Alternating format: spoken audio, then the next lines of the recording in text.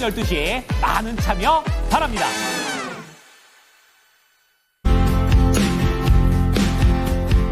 네, 행복한 아침 모닝쇼 출발합니다. 지난주 금요일 뉴욕 지수 3대 지수는 일제히 상승한 채 거래를 마치게 됐는데요. 생각보다 고용도 탄탄하게 나왔고 트럼프 대통령과 머스크 CEO의 입씨름이 조금은 잠잠해지면서 지수는 환호를 했습니다. 하지만 그럼에도 트럼프 대통령이 주말 사이에 머스크와의 관계 개선 의지가 없다라고 못을 박았죠. 그렇기 때문에 이번 주에도 험난한 한 주가 예상이 되는데요. 주말 사이에 들려온 이슈들은 어떤 이슈들이 있었는가 한판으로 정리를 해보도록 하겠습니다. 네, 먼저 글로벌 헤드라인 기사들 한번 살펴보시면요. 고용지표와 관련된 내용 체크를 해보도록 하겠고 히토류의 대미 수출 일부 승인과 관련된 소식까지 전해드리도록 하겠습니다. 끝으로는 나토와 관련해서 방공 체계가 5배로 증강되었다라는 내용까지 전달해드리도록 하겠고요. 4개의 특징주 준비되어 있습니다. 테슬라와 지금 MS, 브로드컴과 서클에 대한 이야기 살펴보도록 하겠습니다.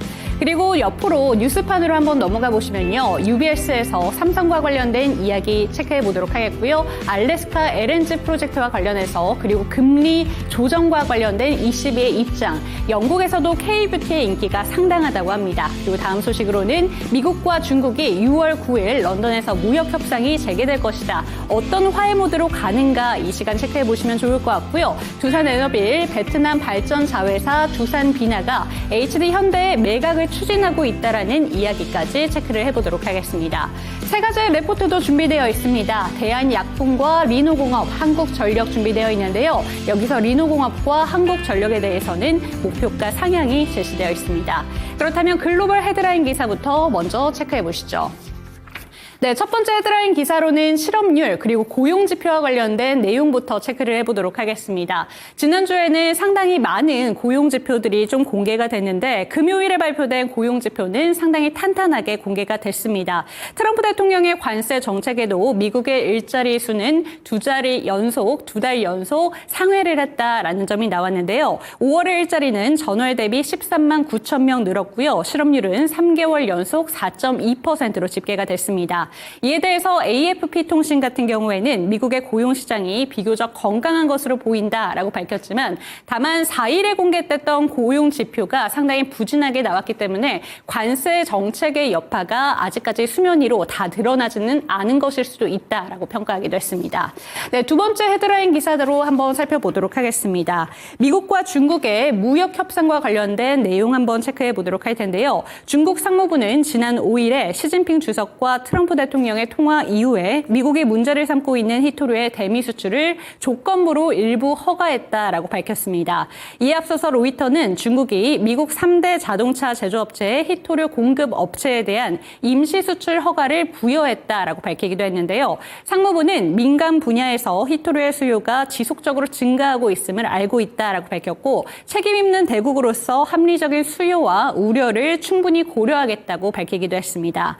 한편 중국 항공사들 또한 관세 전쟁의 여파로 수령을 거부했었던 미국 보잉의 항공기의 도입을 재개했다라는 소식이 들리기도 했으니까요. 해당 소식까지 참고해 보시면 좋을 것 같고요. 오늘부터 또 런던에서 이 무역 협상과 관련된 부분이 재개된다고 하니까 끝까지 한번 소식들을 체크해 보시면 좋을 것 같습니다. 다음 헤드라인 기사로 한번 넘어가 보도록 하겠습니다. 국방 예산과 관련된 이야기 체크해 보도록 할 텐데요. 북대서양 조약기구 나토 32개 회원국이 냉전 이래 최대 규모의 전력 증강 계획에 합의했습니다. 트럼프 대통령이 취임 이후 지속적으로 요구해온 유럽의 자체 방위 능력 증강 요구를 충족시키기 위한 첫발로 해석되고 있는데요. 이 기밀을 이유로 세부사항 언급은 자제를 했지만 외신에 따르면 지상 기반 방공 체계를 현재보다 5배 이상 늘리는 것을 목표로 했다고 합니다. 그리고 GDP 5% 합의에도 근접했다라고 보고 있고요. 다만 트럼프 대통령의 이탈을 막기 위한 명분은 일단 마련을 했지만 이걸 이행하는 데까지는 상당히 어려움을 겪을 것이다라고 보기도 했습니다. 네, 이렇게 헤드라인 기사 살펴봤고요. 첫 번째 특징주로 넘어가 보도록 하겠습니다. 네, 첫 번째 특징주로는 테슬라부터 챙겨봐야 될 것 같습니다. 트럼프 대통령과의 갈등이 격화되면서 목요일 하루 동안만 주가가 14%대까지 급락하기도 했었던 테슬라였는데 금요일 하루 만에 반등을 보여줬습니다. 트럼프 대통령의 비난을 하게 되면서 올린 SNS의 글을 머스크가 삭제를 하게 되면서 화해의 제스처가 좀 보여졌기 때문이었는데요. 장중 7%대까지 오르면서 $300 선을 다시 한번 탈환하기도 했지만 결국에 종가상으로는 3.67% 상승하면서 $300 밑에서 마무리를 보여주게 됐습니다. 시가총액은 1조 달러를 밑돌고요. 목요일 하루 동안만 $1,500가 넘는 시총이 증발하기도 했다라고 평가가 나오고 있는데요. 그러나 현지 시간 7일 트럼프 대통령이 머스크와의 관계는 끝났다라고 선을 긋게 되면서 이번 주에도 테슬라의 주가는 힘들 것으로 예상이 되고 있습니다. 더 이상은 관계를 회복하고 싶지 않다라고 밝혔기 때문에 지난 3월 사비로 구매한 빨간색 테슬라 모델 S 차량을 처분한 만큼 이번 주에도 테슬라의 주가 흐름은 꾸준히 챙겨보셔야 될 것 같은데요. 앞으로 테슬라의 주가의 향방은 상당히 불확실할 것으로 예상이 되고 있습니다. 워싱턴 포스트에 따르면 국방부와 나사 등 정부 기관들이 스페이스 X의 대안을 모색하고 있고 머스크 CEO의 새 먹거리인 XAI 같은 경우에도 자금 조달에 어려움을 겪고 있다고 합니다. 테슬라의 주가는 3.67% 상승한 채 $295 수준에서 거래를 마치게 됐습니다. 두 번째 특징주 넘어가 보시죠. 네, 마이크로소프트가 다시 한번 시총 1위를 탈환해냈습니다. 지난 4일 엔비디아에게 시총 1위 자리를 내주기도 했었죠. 하지만 목요일장 엔비디아의 차익 실현 매물이 빠져나오게 되면서 결국에는 1위 자리를 굳건히 지켜냈습니다. 특별한 이슈가 있었던 건 아니었습니다. 하지만 마이크로소프트의 주가가 더욱더 오를 수 있다라는 보고서들이 나오게 되면서 그 영향을 받은 것으로 풀이되고 있는데요. 이 번스타인에 따르면 MS의 목표 주가를 기존 $520에서 $540까지 높여잡기도 했습니다. 상향 조정의 이유에는 MS와 오픈 AI의 파트너십이 인공지능 부분 애저의 엄청난 잠재 수출을 낳을 것이다 라고 평가했기 때문인데요. 실제로 실적 부분에서 전년 분기 대비 애저 클라우드 컴퓨팅을 포함하는 MS 클라우드의 부문의 매출이 올해 1분기 21% 넘는 매출 성장을 보여주기도 했습니다. 앞으로도 성장 동력이 꾸준할 것이다 라고 평가가 되게 되면서 어닝 서프라이즈를 보여준 마이크로소프트 꾸준히 목표가 상향 조정이 되고 있으니까요. 참고해 보시면 좋을 것 같고요. 종가상으로 흐름을 봤을 때는 윗꼬리가 달리면서 0.58% 소폭의 상승에 그쳤습니다. $470 수준에서 거래를 마쳤지만 시총 1위는 재탈환했습니다. 네, 다음 특징주도 살펴보도록 하겠습니다. 네, 이번 특징주는 또 다른 빅테크 종목인 브로드컴에 대해서 살펴보도록 하겠습니다.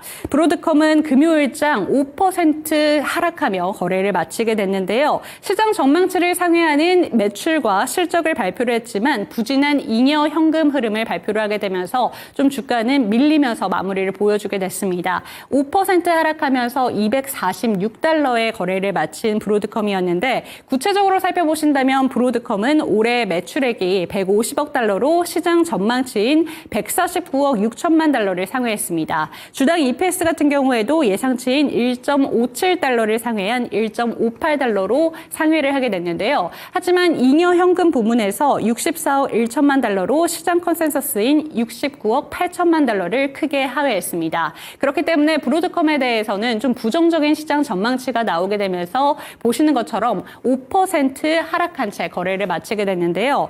그중 로젠블렛의 목표 주가를 한번 살펴보시면 좋을 것 같습니다. 실적이 조금 아쉬운 부분이 있었지만 목표 주가를 여전히 상향 조정하는 그런 내용을 제시하기도 했는데 가장 높은 수준으로 $340를 제시를 했습니다. AI 네트워크 구축과 관련해서 브로드컴의 이더넷 수요가 꾸준하고 주문형 반도체의 영향도 긍정적으로 보고 있습니다. 브로드컴과 관련해서 목표가 밴드를 살펴보신다면 아이비들의 목표가 밴드는 $270에서 $340 수준이라는 점 기억해 보시면 좋을 것 같습니다. 네, 마지막 특징주 넘어가 보도록 하겠습니다. 네, 미국 증시에 입성한 USDC 발행사 서클에 대해서 살펴보도록 할 텐데요. 상장 첫날에 168% 폭등했습니다. 목요일이었는데 금요일에도 지금 보시는 것처럼 거의 30% 가까이 끌어올리면서 종가상으로 $107 수준에서 거래를 마치게 됐습니다. 공모가가 $31였기 때문에 이 수준은 무려 247% 오르면서 거래를 마친 건데요. 상장 전부터 초과 청약을 받게 됐습니다. 공급 물량의 평균의 25배가 넘는 초과청약을 보인 데다가 최근 전 세계적으로 스테이블 코인의 거래량이 늘고 있다라는 점에 시장 투심은 몰렸다라고 보시면 좋을 것 같습니다. 서클은 전체 스테이블 코인 시장에서 약 24%의 점유율을 보유하고 있고요. 이에 더해서 트럼프 정부가 스테이블 코인에 친화적인 입장을 보이고 있다는 점도 투자자들의 관심을 모으기에 적합했다라고 보시면 되겠습니다. 지금 서클의 주가는 29.4% 오르면서 $107 수준에서 거래를 마치게 됐습니다.